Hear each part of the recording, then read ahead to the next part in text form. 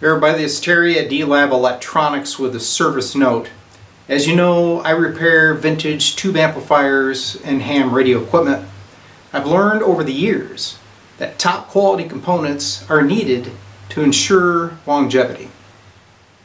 Owners of classic Fender tube amplifiers expect top quality capacitors such as F&T, Sprague, or Mallory. I would never consider using the cheap unbranded capacitors in those repairs. I also do not use them for ham radio repair. It's part of a good reputation for a repair shop. So the question is why would you install these unbranded cheap capacitors in your vintage ham radio equipment? Aren't they as loved and valued by collectors as a Fender amplifier? So hams will send me a recap kit for their classic radio containing what I call these toilet paper roll capacitors. When I see these in the box, I use the others, but these get pitched. I'm already experiencing failures of these capacitors in the ham radios, especially the Johnson Ranger, which utilizes one of these that is 10 microfarad at 700 volts DC. I call these brown paper time bombs.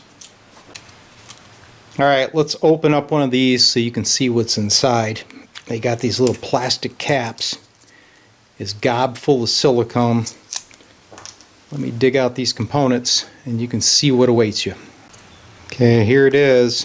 These look pretty homebrew. This is electrical tape that holds them together in the cardboard tube. And there is a little unbranded capacitor that's in your vintage radio or amplifier.